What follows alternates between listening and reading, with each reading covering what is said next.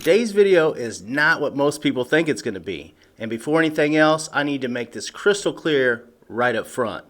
I do not recommend this. I don't support this, and I am personally against this 110%. That being said, this channel exists to expose real opportunities in skilled trades, real work, real skills, real income paths, and things that build, fix, power, move, protect, and produce in today's economy. Now, I've spent over 30 years working in and around the skilled trades. Electricians, welders, heavy equipment operators, linemen, contractors, union crews, industrial jobs, infrastructure jobs, and real labor, real skills. So, why am I even talking about this? Because people keep asking about it, and people keep arguing about it. And online, some people even frame this as a job or a real skilled trade. They call it becoming a paid protester.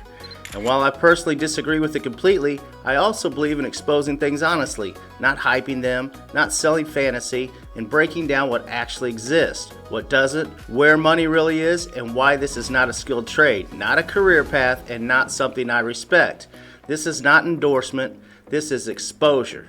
Now, let's talk about what most people imagine. When people hear paid protester, they don't picture clipboards, schedules, or sign-in sheets. They picture something dramatic. Buses pulling up, matching shirts, perfectly printed signs, lots of drama.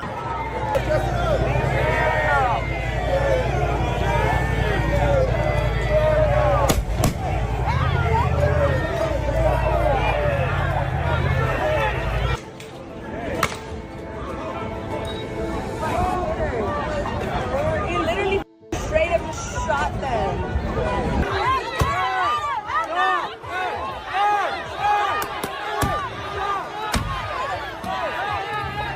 Groups being moved from city to city, hotels lined up, and envelopes of cash being handed out.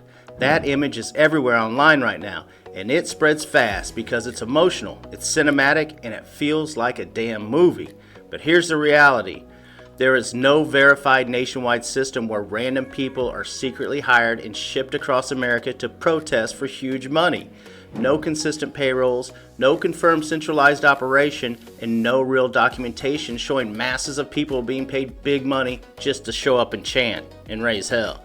What actually exists is something far less dramatic and far more ordinary, if you could say that. There are organizations that hire people for political and event field work.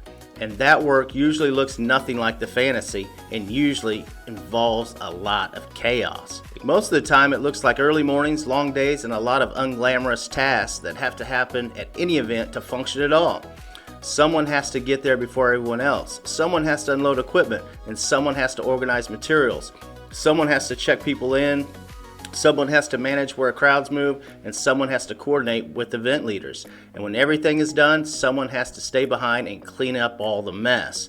That's the reality. Just check out Minnesota right now.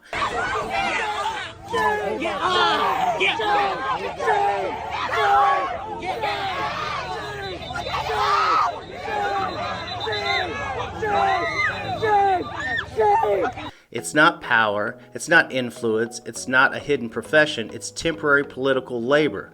And most of the time, it pays about the same as working retail, especially if you count in making bail. 15 an hour, 17 an hour, maybe 20 if you're lucky. No guarantees, no long-term contracts, no real career ladder.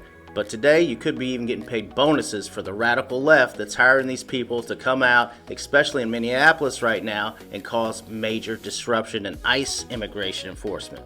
And when the funding dries up, the job disappears. Now, let's talk about the part that fuels most of the controversy, the traveling. Yes, there are situations where organizations coordinate people across cities. That happens with political conventions, national marches, advocacy events, union rallies, court demonstrations, issue-based protests.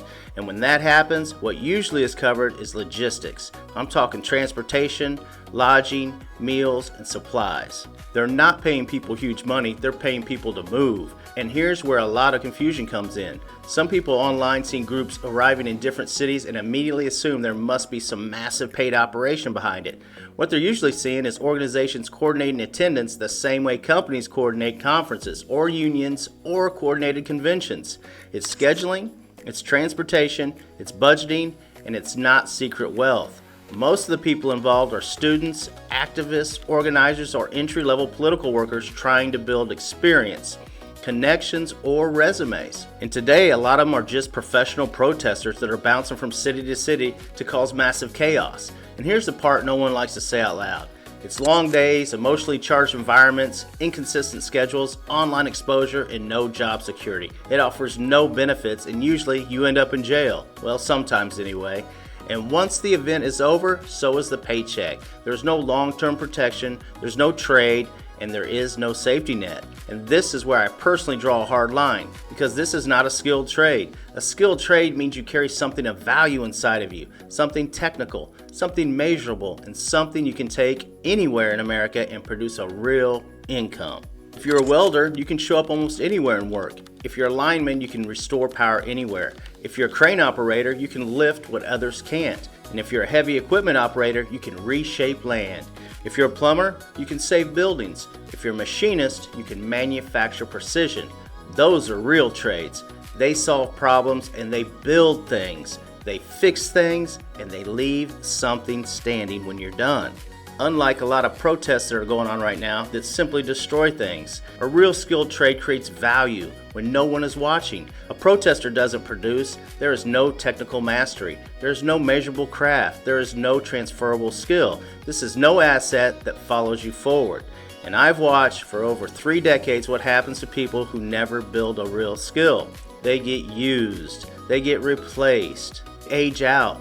They get dropped. And when it's over, they don't walk away with a license, they don't walk away with a certification, they don't walk away with a business, they don't walk away with the leverage. They walk away with memories, and sometimes they're bad memories. And memories, they don't pay the rent. That's why I'm against this, because participation is not a trade, noise is not a career, and emotion is not leverage. Now, can people make money in politics? Of course. Some shady, some not, but not by standing in a crowd raising hell. You might be able to make some money temporarily, but there's no long-lasting skill. The people who make real money are the ones running things, the ones managing operations, handling logistics, raising money, navigating compliance, and controlling messaging, even directing campaigns. And those are white-collar political careers. They take years, they take networks, they take institutional backing, and they take education, positioning, and long-term planning.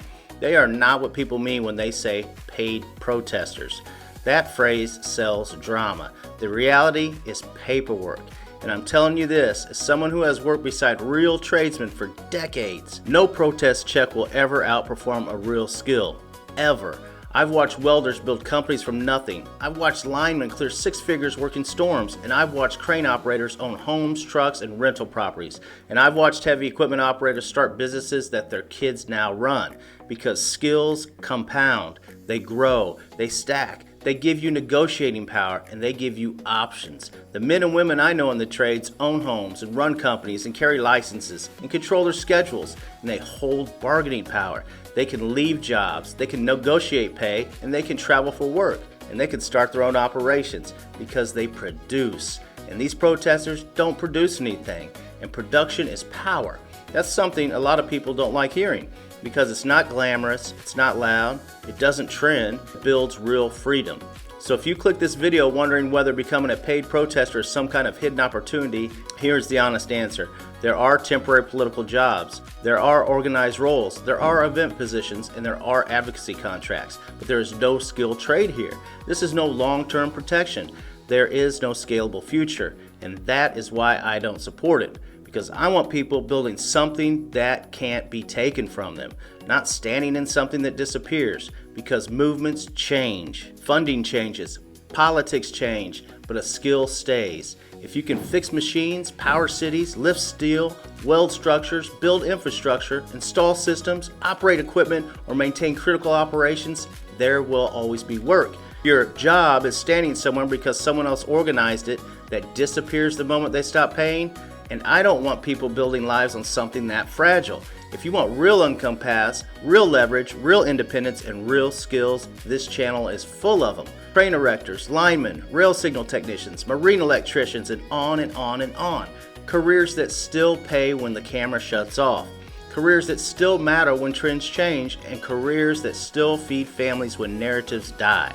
So if you're serious about changing your life, don't chase controversy. Chase competence. Don't chase noise. Chase skill. And don't chase attention. Chase leverage. Subscribe to JV Charles TV because we don't build signs here. We build futures.